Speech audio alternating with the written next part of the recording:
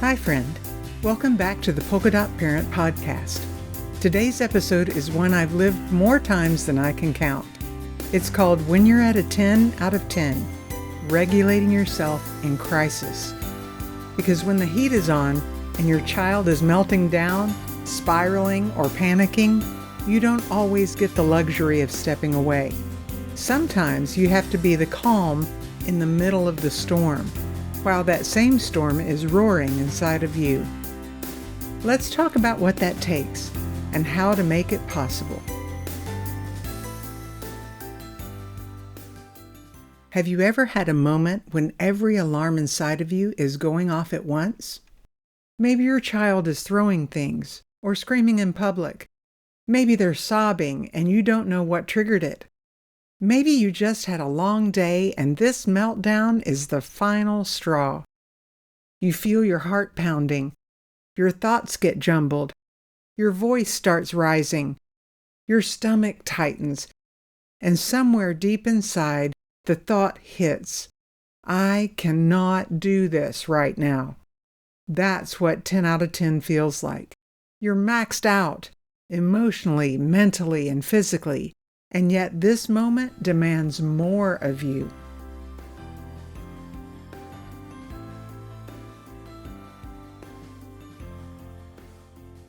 So how do we stay steady, or at least functional, when we're flooded?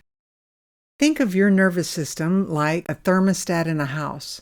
When the environment heats up, chaos, yelling, dysregulation, the thermostat has a choice: match the rising heat, or work to cool the room.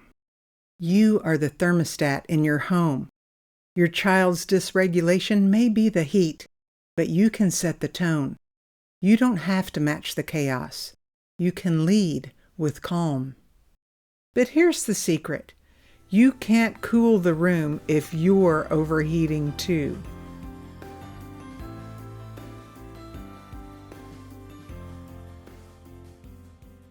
So let's talk about how to reset your own system first. When you're at 10 out of 10, your sympathetic nervous system takes over. That's the fight, flight, or freeze response. Your body is flooded with cortisol and adrenaline.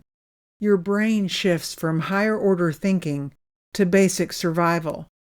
In this state, reasoning becomes difficult. Patience shrinks. Your voice may snap. You may feel shame even as it's happening. So the key is not to shame yourself for being in crisis. It's to create a plan for recovery and re-regulation.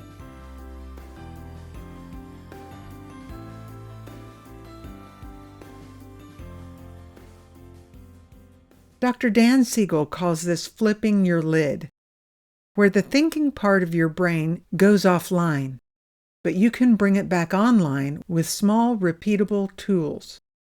When you're in the red zone, you don't need a 12-step plan. You need something simple, body-based, and doable under pressure. Try this. Number 1, ground. Feel your feet on the floor. Press your palms together. Name 5 things you can see. This orients you in the present moment, not the imagined future, not the feared judgment, but now. Number 2, breathe. Try a 4-7-8 breath, or box breathing, where you inhale 4, hold 4, exhale 4, hold 4. Your breath is the fastest way to cue your body that it's safe. Even one slow exhale begins to calm the system. Number 3, reconnect. Look your child in the eye, if they can tolerate it, or simply place your hand on your heart and say silently, I'm safe, I'm here, this will pass. These tools aren't magic, but they create space between you and the explosion, and sometimes that's enough to shift the moment.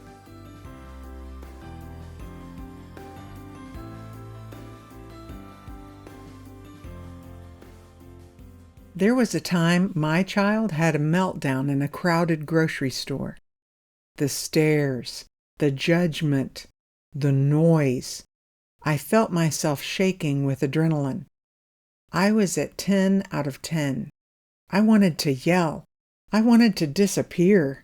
Instead, I crouched down and focused on my child's shoes.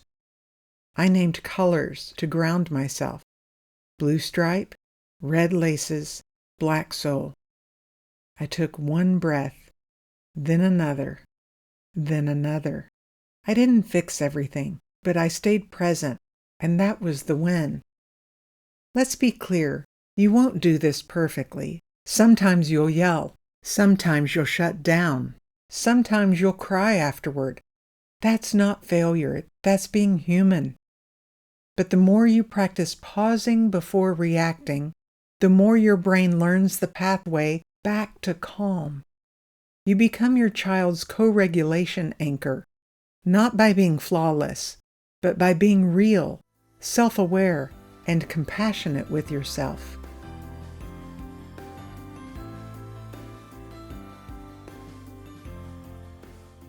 Here's what I want you to remember. You deserve to feel safe in your body. You deserve tools, not just expectations. You deserve to step back and regroup, even if the crisis is still happening. You are not failing. You are facing the hardest moments with love and grit and grace, even when your hands shake. And that matters. If you've ever found yourself at a full 10 out of 10, overwhelmed, overloaded, and unsure how to come back down, you're not alone. Every parent reaches that edge sometimes. What matters most isn't perfection, it's presence, it's repair. So when the storm inside you starts to roar, remember, you are not failing. You are human, and your willingness to stay in the fight for connection, even when you're shaking, is evidence of your strength, not your weakness.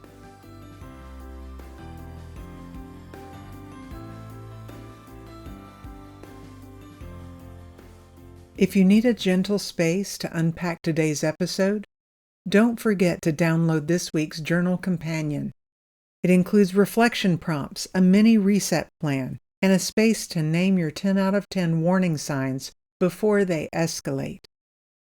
You can keep it in your bag, tuck it in your car, or tape it to your fridge, wherever you need a reminder that regulation is possible, even in the hard moments.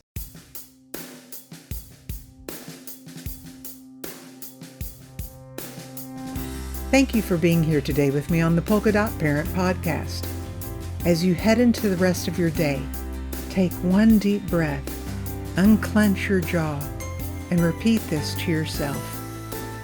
I am not powerless. I can choose what comes next. Even now, especially now, you're doing the work that matters most. You've got this, and I've got you.